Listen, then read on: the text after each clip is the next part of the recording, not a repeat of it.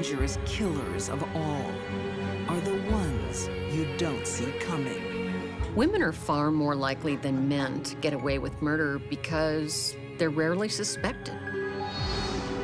This fortune teller sees a future of death. Someone who was a seer or a prophet was someone you didn't want to mess with. A high-flying lawyer has a lethal brief. A conniving, backstabbing Miss Priss who thinks that she's entitled to anything in this world. And a dear old aunt serves a cup of tea to die for. She was one of the worst types of serial killers this country has ever known. These deadly women are right behind you. But you'll never guess who. They're beyond suspicion.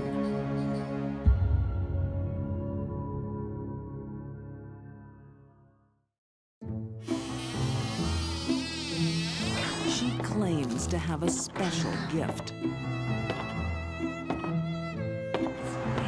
She could foresee the future. That made people admire her, and she relished that. They thought that she was possessed with some power of the occult and the beyond that made her this amazing prophet of doom. Tilly Gaburek is special, but not in the way her customers think. Tilly was on a killing spree. She was enjoying killing people.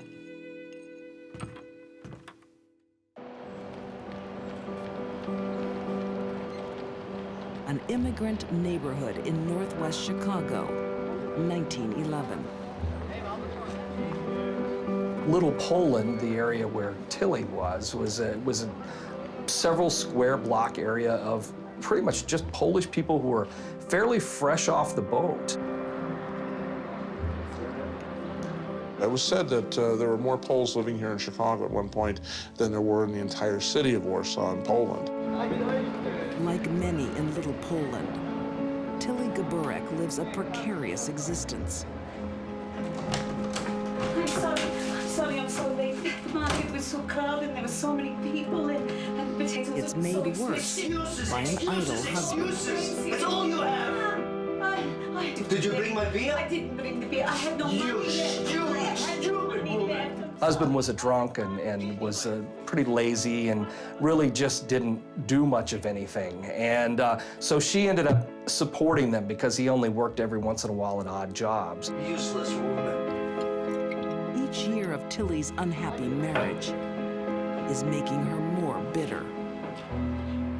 It was unkindly said about Tilly that she was greasy complected, ill-mannered, just a thoroughly unpleasant kind of woman to look at. And she was made hard by the times that she lived in. Why, many you have no idea.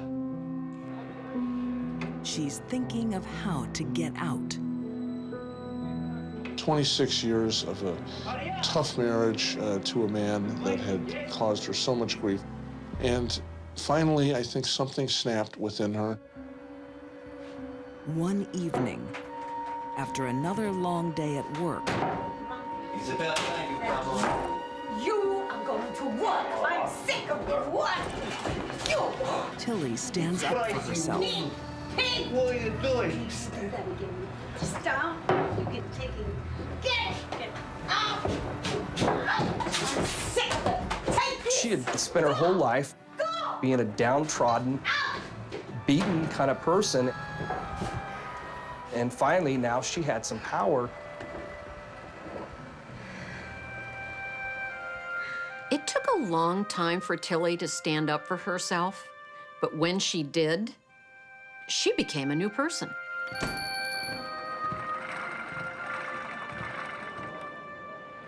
At age 55, Tilly wants a new life, a new look, and a new career. After Tilly broke out of her shell, she had to construct a scenario where she looked like somebody important, that she had a talent no one else did. That talent is predicting the future. When you go into a dress shop and you order a black dress, obviously a morning dress, and a shopkeeper asks, "Oh, I'm sorry, when did your husband die?" In 2 weeks.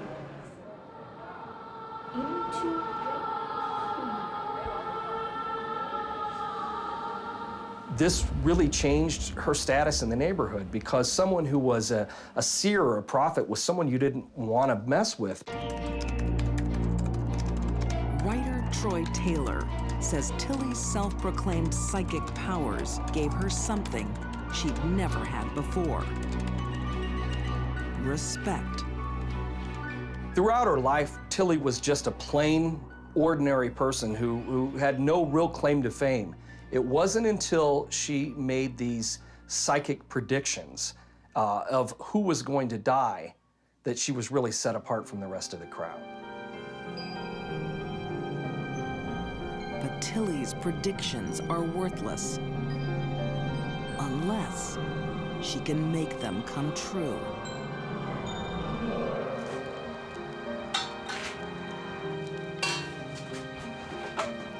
Poisoning is a method women frequently use to dispatch their victims. It suited Tilly's personality because she could be in control, she could get close to her victim, she could decide when, where, and how they died. Sit. Tilly has given her husband of 26 years Yes. a lethal dose of arsenic. Eat. Good. What it does is it causes paresthesias. In other words, it causes damage to the nerves in the hands and in the feet. Yes. Headache, vomiting, a feeling of being ill with the flu. Come on. More. This is particularly distressing because once it starts, it doesn't go away. It's there day and night, day after day after day.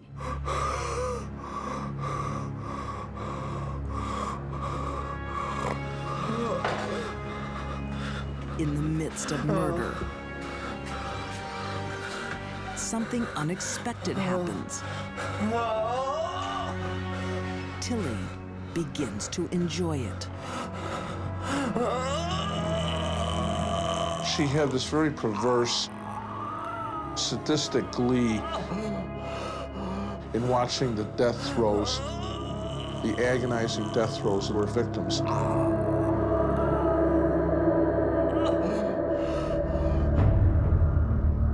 This sadistic glee is the catalyst for Tilly to begin another new career. She was married to her first husband for 26 years before suddenly becoming an overnight serial killer. We know it was at least 9, and the newspapers believed it could have been as high as 20.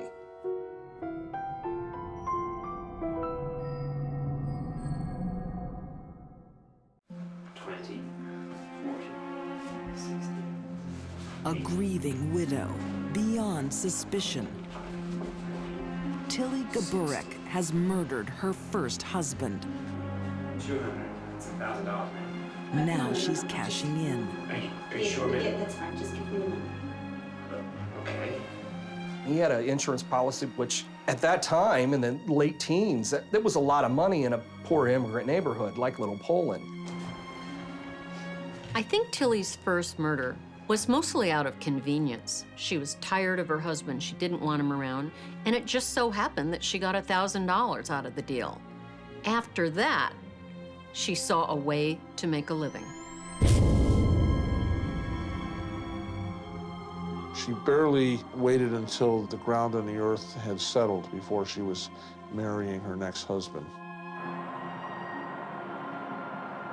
This husband dies too. And so does the next. Both deaths are predicted by Tilly, and both provide lucrative life insurance payouts. Most of the Polish people who lived in the neighborhood were very religious people, and superstitious people. Nobody really was brave enough to go and tell the police that they thought there was something going on. With each death, Tilly's reputation as a fortune teller grows. Dare to cross her, and you'll be the subject of a terrifying prophecy. The future. There. She would very often whisper in their ear, "You're going to die soon." And apparently, all of her predictions were coming true. There was one young woman who did notice that Tilly had seen several men die in her home and was suspicious, and of course, then she died herself. By this time, no one in the neighborhood is safe. She also got into an argument with some parents of some 3 little children who also mysteriously died. She even poisoned a neighbor's dog that was barking and causing her to lose sleep at night. I think Tilly enjoyed the power that wielding life or death over another human being gave her. And she enjoyed it. It was one thing to kill a husband for his life insurance. It's completely different to kill someone that had angered her. The suspicion nobody dares voice is the link between all the deaths. Tilly's famous stew. Tilly was an accomplished cook. It was said that she could whip up a fabulous meal.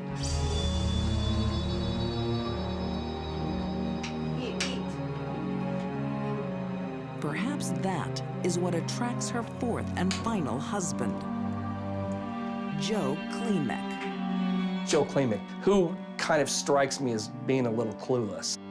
I guess today we would say he was very laid back and didn't pay much attention to local gossip. Joe doesn't realize the woman pretending to nurse him back to health is actually killing him. It wasn't until his brother finally said, I think there's something wrong with you, that he realized that he was getting sick. More soup? In fact, he never did anything. It was his brother who thought there was something suspicious going on after asking around the neighborhood and finding out that Tilly had already buried several other husbands. And for every husband who eats a deadly serving of stew,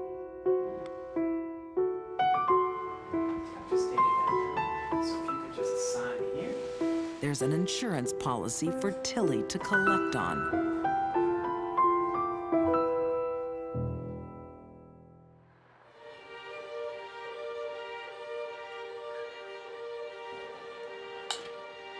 When Joe Klimek's brother alerts the police, they're just in time to prevent Tilly claiming her final victim. Joe was probably one bowl away from death of Tilly's stew. When the police showed up at their home on Winchester, it was simmering on the stove.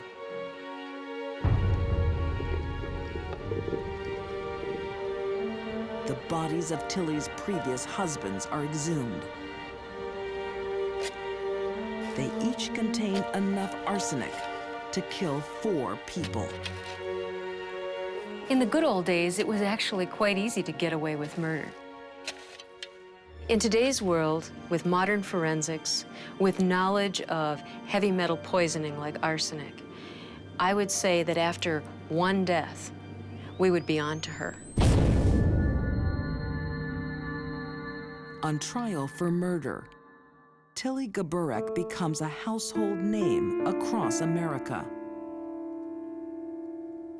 Her transformation from an unknown working woman is complete. She really seemed to enjoy the attention, and I think that that was a big part of why she did what she did.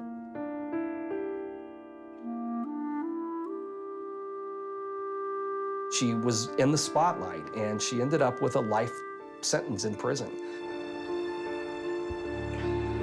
The woman who was so eager to predict a death won't admit to causing any.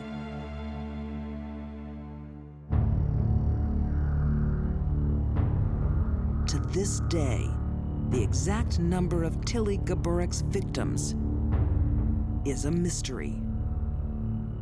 The number of dead that Tilly left in her wake is a pretty amazing number. We know it was at least 9, and the newspapers believed it could have been as high as 20. She does definitely rate up there as I would say, probably the deadliest woman in Chicago history.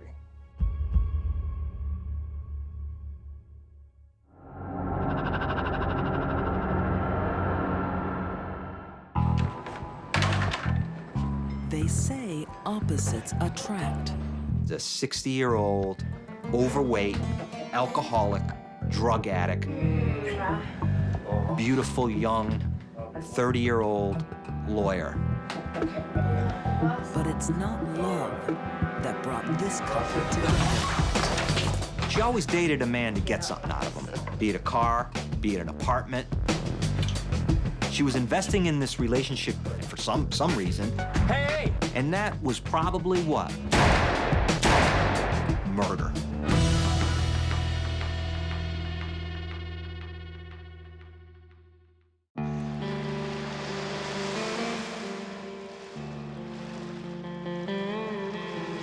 When you talk about a human life, it's something to value.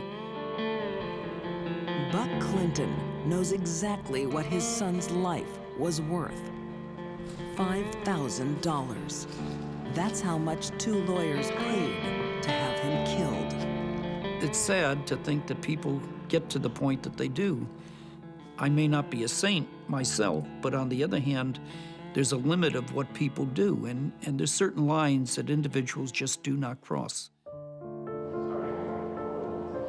Buck's son, Buzz Clinton, did nothing to deserve death. Uh-oh, the magic carpet's starting to lift off. His only crime, to fall in love with single mom, Kim Carpenter, and play dad to her daughter, Rebecca.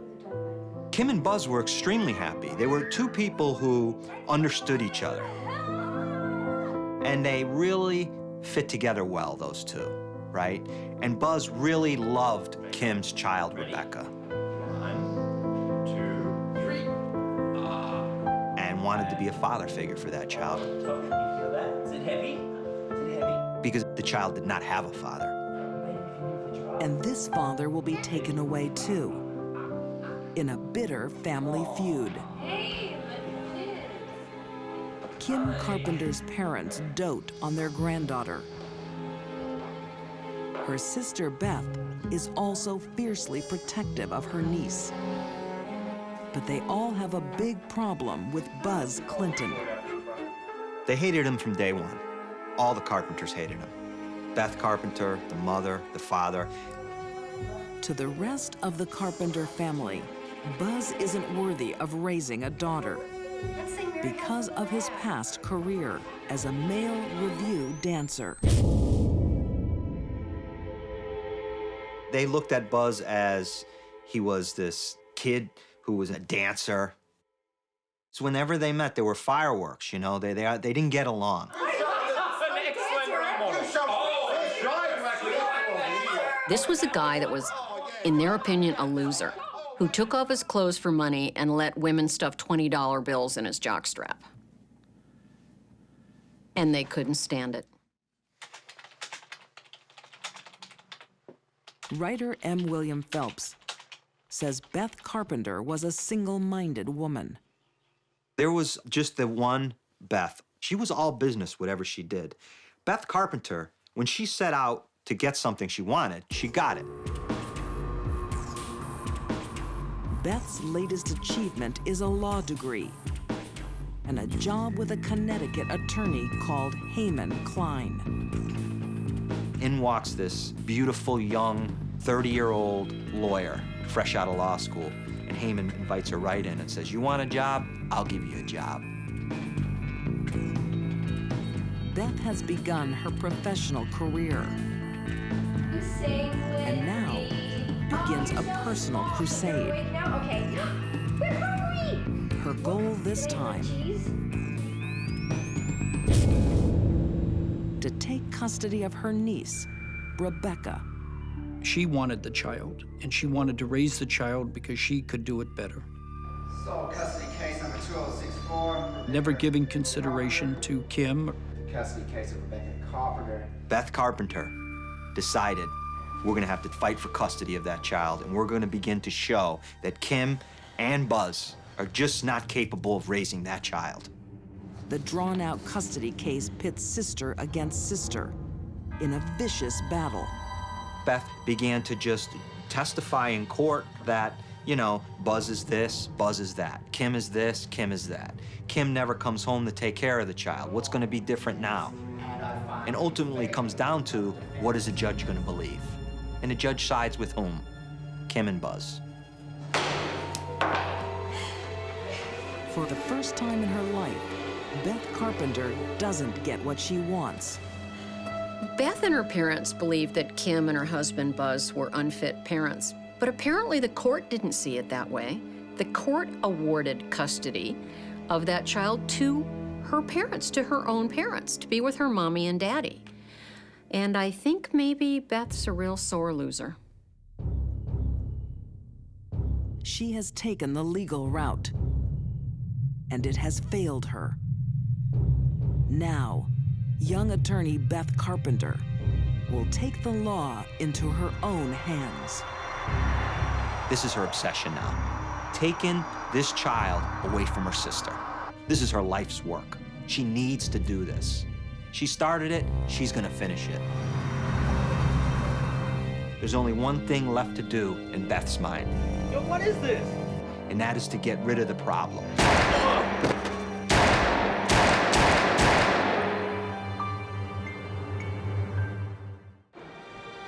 Sole custody case number 2064. Rebecca. Beth Carpenter is leading a spiteful Custody family case. feud. I find no evidence whatsoever of any child abuse in this case, and She's therefore, lost a legal I find battle in against favor her of sister defendant for custody of her sister's child. This case is dismissed.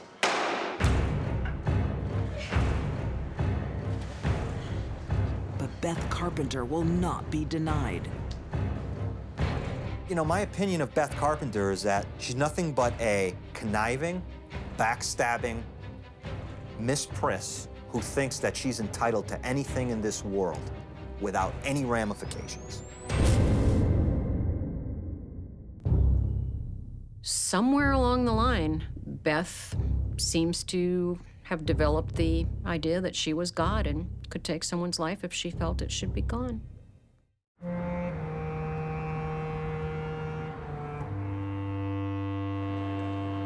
Beth Carpenter has a deadly plan in motion. Her kisses never come for free. Beth was very skilled at manipulation and getting other people to do something that she didn't want to get her hands dirty doing herself. Beth's boss, Heman Klein, thinks this is sex with no strings attached. Amen. Yeah. But his lover has a favor to ask. I need your help. A big one. He was like, if that's what you want, honey, I am in love with you. I'll do anything for you. Say yes. Say it. All right. She goes to Heyman, hey, can you find me someone to get rid of this problem? And Heyman says, absolutely. I'll go right to my cocaine dealer, Mark Dupre. So the deal is $1,000 up front and $4,000 on the back end. Dupre bides his time until fate hands him the perfect opportunity. Mark Dupre is looking through the paper one day, and he notices an ad in there for a tow truck for sale. And who was selling that tow truck? Buzz Clinton. And he decides, that's it. I'm gonna call him up and tell him I want to buy his tow truck.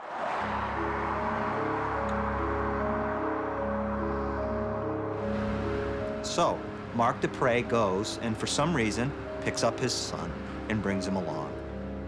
So they meet Buzz Clinton at a local hotel, and Buzz is driving a car.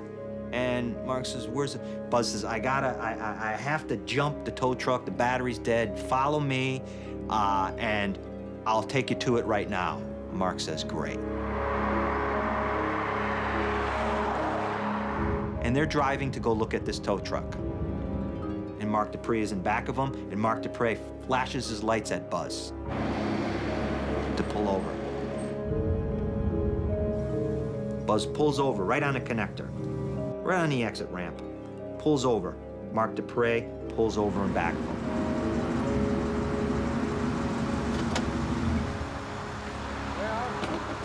Buzz gets out of the car, leaves it running. Hey, buddy, what's this all about? He comes out and he says, what's going on? Mark Dupre walks up to him with a pistol.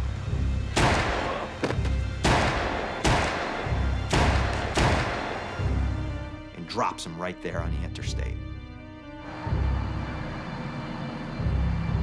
That night, Buck Clinton gets a call from his daughter-in-law that breaks his heart. About 20 after 7, or a little after, shortly after that, got a call from Kim that Buzz isn't home yet.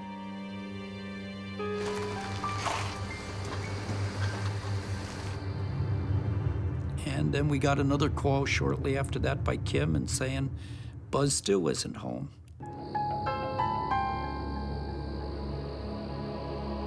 A friend had stopped by and said that his car is on the side of the road and somebody had been shot. Buzz Clinton dies at the scene. Within months, a tip-off to police connects Mark Dupre to the killing. So that begins the domino effect.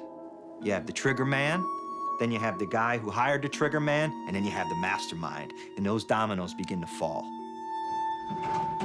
Mark Dupre tells all about his murder-for-hire deal with Haman Klein and Beth Carpenter. Beth denies it and blames her former boss and lover. She begins to tell the police, Haman Klein was obsessed with me to the fact that I told him that I had a problem with Buzz Clinton, and he took it upon himself to have him killed. Well, they asked Haman Kleinman about that, and he tells a different story. After testifying against Beth, Haman Klein is sentenced to 35 years in prison. Mark Dupre is jailed for 45 years. And the harshest sentence is reserved for Beth Carpenter. Life in prison with no parole. I myself was happy and yet sorrow at the same time, because here you have an individual who was young, brilliant, as Beth was, a life ahead of her, and through emotion, just made bad choices, and now is spending her life in prison. For a woman who was once a gifted young lawyer, the fall from grace is complete. She has now joined the lowlife of society. Beth Carpenter is in a prison right now, and she can look out her prison window and she can see the connector where Buzz Clinton was murdered from her prison cell. It didn't take much for Beth to kill her sister's husband, who never did anything to Beth. How safe do you think you'd be if she was out there?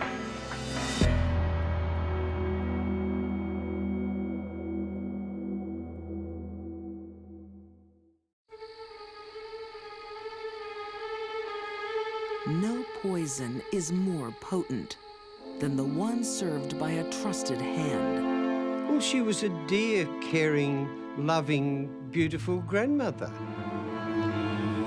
She helped everyone.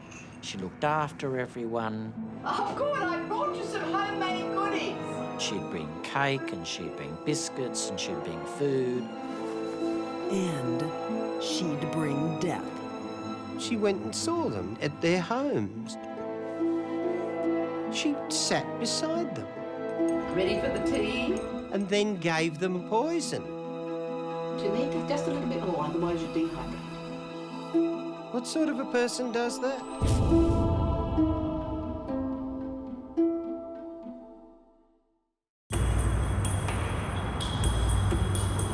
Sydney, Australia, a thriving metropolis. But in the late 1940s, there is a population boom of the four-legged kind. It was not uncommon for rats to be in almost plague proportions from time to time.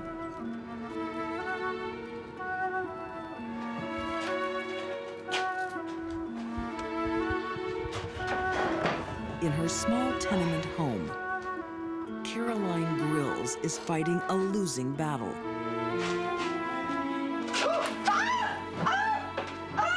She wasn't happy where they lived. There was a rat plague right throughout Sydney, and she hated it. She absolutely hated where she lived. Crime writer Paul B. Kidd says Caroline was desperate to escape her squalid surroundings. There was a way out of her dilemma. Her father had died 11 years earlier and left the family house to his second wife, not Caroline's mother, the second wife, and given her life tenancy.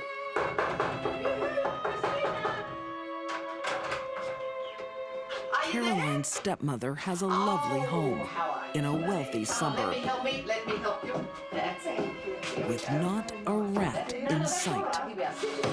So she began visiting her and popping over with nice cake and some lovely other goodies she cooked in the oven. She was a very good cook.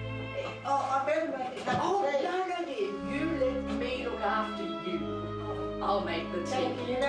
Caroline will eventually inherit the family home. Over here, dear. Oh. The kettle's up here. Over there. All right. But her I'll just be stepmother over there in a minute. will have to die first. Just here. Oh.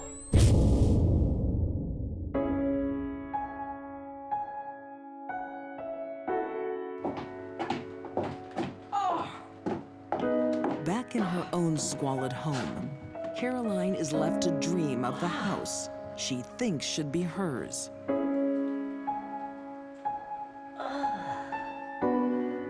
Until the rats she so despises get her thinking. People don't wake up one morning in their 50s and decide to kill unless they've been thinking about it. We find that with killers, they fantasize about killing down to the last detail over and over and over.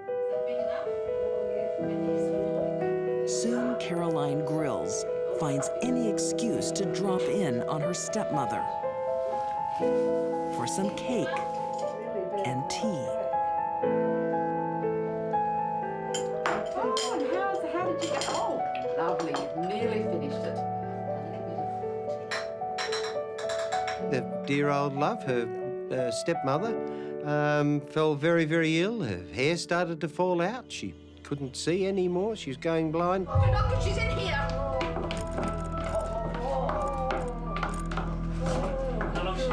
Doctors can't explain the mystery illness. Anything unusual to eat? No, it doesn't have any tea and cake, nothing. One woman knows exactly what the cause is. Rat poison containing thallium. Thallium is actually an element. It's located in the atomic table between mercury and lead.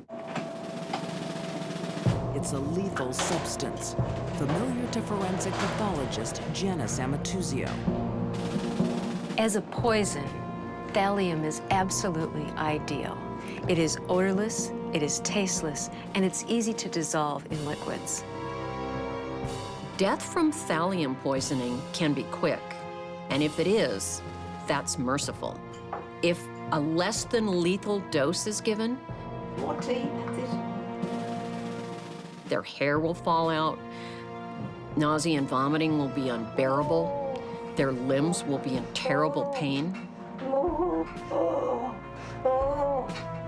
It's a dreadful way to die. The tragic death of her stepmother has a happy result for Caroline Grills. She inherited the house from her stepmother when her stepmother had passed away from what was at the time an unexplained illness. She has her dream home, and no one suspects what a dear old lady did to get it. She was just an ordinary suburban mum to look at, and she was just one of those people that if she walked by, you wouldn't even notice her. It had to be very exciting for Caroline to know that she was above suspicion. She was a little old lady living a lie. Caroline Grills has stumbled upon the perfect poison. And now, there's no stopping her. She was one of the worst types of serial killers this country has ever known.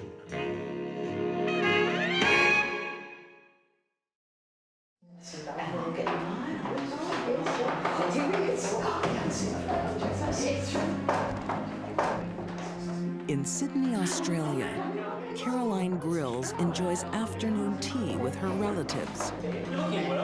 They'd have games of bridge and cups of tea and something to eat. The polite surroundings give no clue to the awful truth. Delightful Aunt Carrie is a killer who can't be stopped. Obviously, she'd got a taste for murder.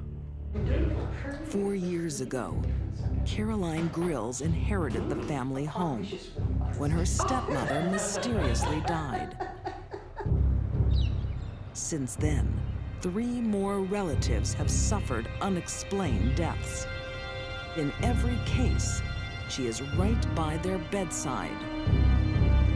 Carolyn's first murder was motivated out of convenience and greed. She wanted to be in the good house. After that, it appears that her murders were nothing more or less than thrill killings.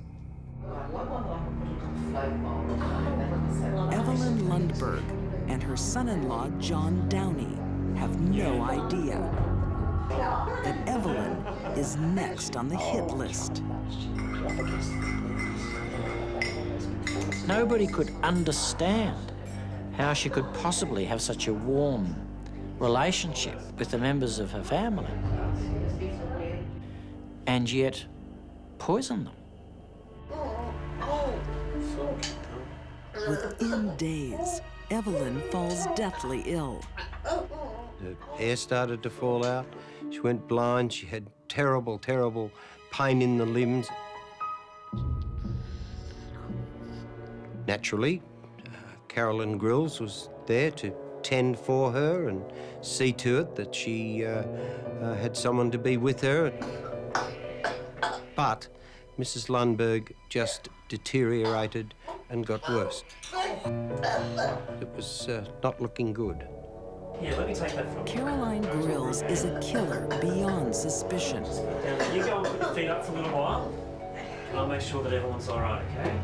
You're a saint, you really are. And it makes her feel invincible. Let's teach you a little bit more of this. It wasn't for personal gain.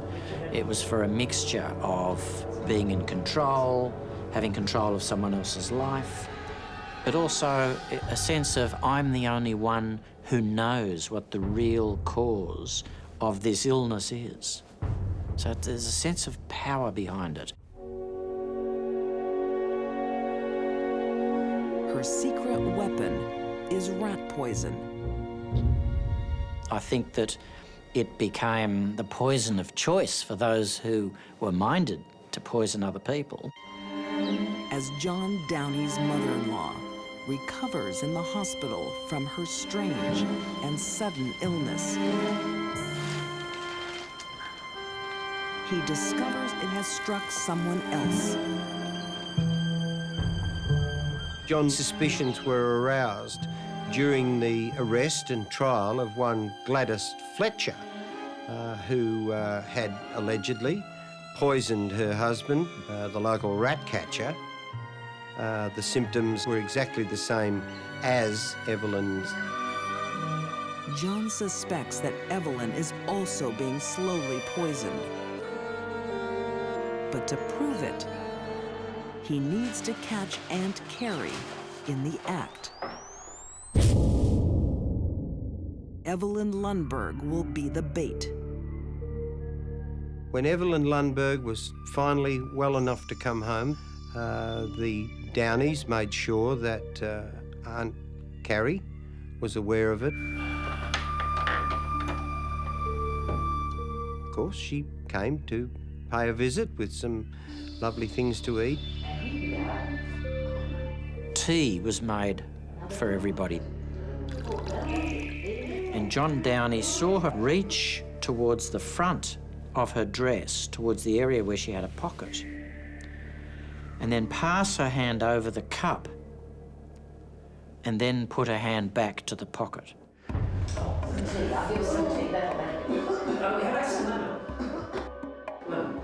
It'll go really well with the tea. Good idea.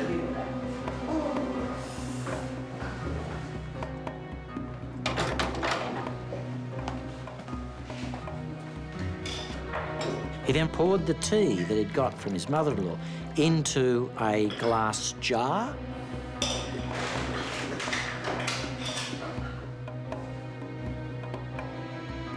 Which he eventually took to the police when he voiced his suspicions. And the tea in this glass jar was sent to an analyst by the police, who several weeks later discovered that it contained a very significant amount of thallium in it. Convicted of 3 murders, Caroline Grills is sentenced to life. In prison, she gets a new nickname, Aunt Thally, after her poison of choice. If Caroline hadn't been stopped, the body count would have been enormous. When she ran out of poor relatives, she probably would have started on the neighbors. There was no monetary gain, there was no sexual gain. She simply enjoyed it.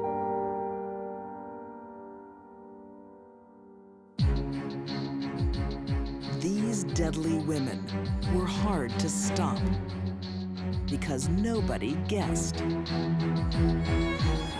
Tilly Gaburik was a serial murderer who thrived on power. Beth Carpenter thought she was above the law. And Caroline Grills quietly killed behind a nice cup of tea. The mission was murder in front of our eyes. They lived and they killed beyond suspicion.